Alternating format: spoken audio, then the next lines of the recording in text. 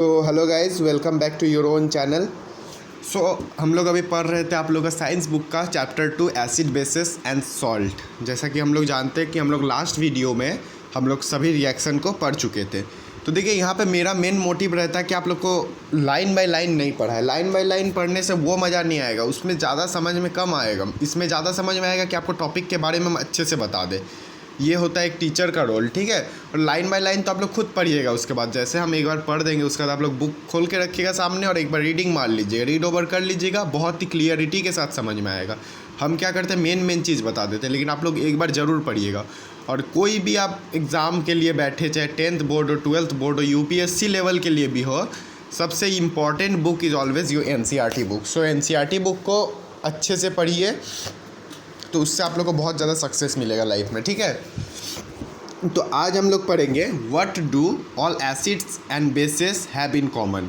मतलब देखिए, हम लोग तो पढ़ लिए एसिड बेस क्या होता है पहला वीडियो में, एसिड बेस का प्रॉपर्टी क्या होता है। सेकंड में हम लोग पढ़े उसका रिएक्शन को देखे एसिड बेस का, ठीक है। अब हम लोग पढ़ेंगे, अभी तक हम लोग सॉल्ट के बारे में नहीं पढ़े, ठीक है, लेकिन सॉल्ट फॉर्मेशन पढ़े कि एसिड प्लस बेस रिएक्ट होकर सॉल्ट फॉर्म करता है। ये सब चीज़ हम लोग देख चुके हैं, लेकिन सॉल्ट के बारे में हम लोग नहीं पढ़े, जो लास्ट में इस चैप्टर में हम लोग को पढ़ना है, ठीक है। तो हम लोग पढ़ेंगे, देखिए, what do all acids and all basis have in common. बहुत ही इजी चैप्टर है, जैसा कि हम पहले ही बोले थे। बहुत ही प्रैक्टिकली अगर आप समझेगा, बहुत ही इजी चैप्टर है। तो देखिए, कोई भी एसिड होगा तो उसमें H+ आयन होगा, एसिड होगा तो उसमें H+ आयन होगा, और कोई बेस होगा तो उसमें OH- होगा, ठीक है। कोई भी एसिड होगा, फिर से सुनिए, कोई भी एसिड होगा तो उसमें H+ आयन होगा, और कोई भी बेस होगा तो उसमें OH- आयन होगा। तो कॉमन क्या होता है, समझ में आ गया। एसिड में कॉमन होता है H+ आयन और बेस में कॉमन होता है OH- आयन। अब थोड़ा और इसमें थोड़ा और पढ़ते, चलिए और थोड़ा डिटेल्स में जाते हैं इसके। जितना ज़्यादा H+ आयन होगा, अगर कोई एसिड में जितना ज़्यादा H+ आयन होगा वो उतना ज़्यादा स्ट्रॉन्ग एसिड होगा। और कोई बेस है जिसमें जितना ज़्यादा OH- है उतना ज़्यादा स्ट्रॉन्ग बेस है। बस इतना ही था ये टॉपिक में, बहुत ईजी टॉपिक है।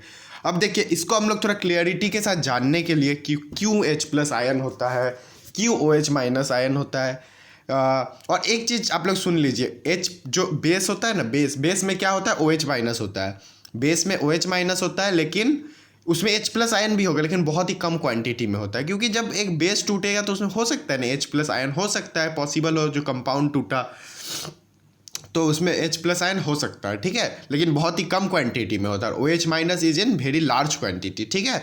चलिए अब हम लोग देखिए इसके बारे में और थोड़ा डिटेल्स में पढ़ते हैं। What happens to an acid and base in a water solution. देखिए, अब हम लोग क्या किए, एसिड को लिए उसको पानी में मिला दिए, बेस को लिए उसको पानी में मिला दिए। अब हम लोग को पता चलेगा कि जब हम लोग एसिड को वाटर में मिलाए तब वो टूटता है H+ आयन में। मतलब हम लोग जब एसिड को लिए उसको पानी में मिला दिए तो हम लोग को पता चलेगा कि वो टूटता है H+ आयन में। और जब हम लोग बेस को वाटर में मिलाते हैं तो वो टूटता है OH- आयन में। वेरी इजी टॉपिक, बहुत ही इजी है। अगर हम लोग एसिड को वाटर में मिलाते हैं तो वो टूटता है H+ आयन में, और बेस को पानी में मिलाते हैं तो OH- में टूटता है। और एक चीज़, थोड़ा सा इम्पॉर्टेंट चीज़ है, सिर्फ एसिड ना H+ आयन में नहीं टूटता है, अगर वो H3O+ आयन में भी टूटता है, H3O+ आयन में भी अगर टूटता है, जिसको हम लोग बोलते हैं हाइड्रोनियम आयन, ठीक है। अगर वो H3O+ आयन में भी टूटता है तो उसको भी हम लोग पकड़ते हैं H+। देखिए H3O+ है, इसमें H+ भी है ना, तो इसीलिए हम लोग बोलते हैं अगर उसमें हाइड्रोनियम आयन भी है, H3O+ आयन भी है, तो भी वो एसिड का कैरेक्टरिस्टिक शो करेगा।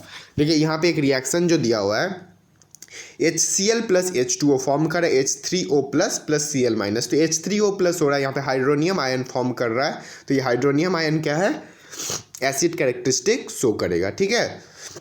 इसी तरह आप लोग देख सकते हैं NaOH जो लिए उसमें उसको वाटर में मिला है, H2 है ना, तो वो क्या फॉर्म करेगा, Na+ और OH-। तो ऑब्वियसली बहुत ही क्लियरिटी के साथ हम लोग समझ सकते हैं कि ये बेस है, ठीक है। यहाँ पे और दोनों रिएक्शन दिया हुआ है, एक दोनों बेस का रिएक्शन है, ठीक है।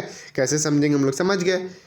बहुत इजी चैप्टर है, कुछ दिक्कत नहीं होगा, ठीक है। अब और एक देखिए, आप लोग क्वेश्चन यहाँ पे जो दिया हुआ है ना, एक एक क्वेश्चन पढ़िएगा डिटेल्स में, हम सब कुछ बता दिया, बस एक बार रीडिंग मारिएगा, आपको बहुत ही इजीली समझ में आएगा।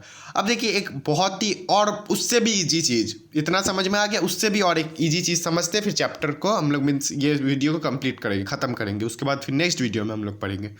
अब हम लोग का है हाउ स्ट्रांग आर एसिड और base. How strong are acid और बेस। तो देखिए एक पीएच वैल्यू स्केल आता है, एक स्केल टाइप होता है, उसमें 0 से लेके 14 तक दिया रहता है, 0 से लेके 14 तक दिया रहता है, जो आप लोग देख सकते हैं फिगर 2.6 है। बहुत इजीली समझिएगा, 0 से लेके 14 तक रहता है, 0 1 2 3 4 5 6 7 8 9 10 11 12 13 14, ठीक है। 0 से लेके 14 तक रहता है। तो देखिए अगर 0 से 6 तक एसिड होगा, अगर इसमें मतलब आप उसको पानी में मिलाए या फिर बेस को लिए आप लोग उसको इस स्केल में डुबो के देखे, स्केल में अगर दिखा रहा है 0 से 6, अगर 0 से 6 दिखा रहा है तो वो हो जाएगा acid. 7 will be neutral, means 7 is neither acid nor basic, ठीक है।